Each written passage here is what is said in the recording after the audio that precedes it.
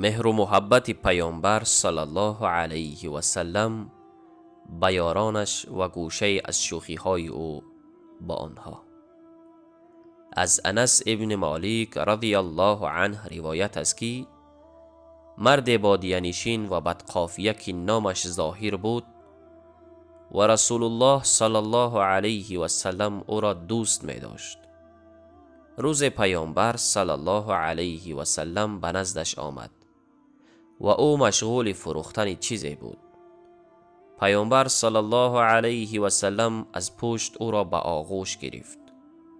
ظاهر پیامبر را ندید و گفت مرا رها کن، این کی است؟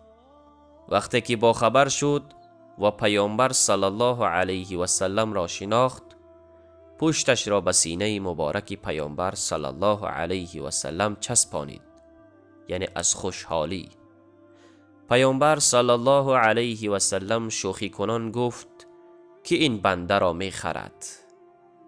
ظاهر گفت ای رسول الله، قسم به الله که به مشتری می مانم، یعنی من بر این را کسی خریداری نخواهد کرد.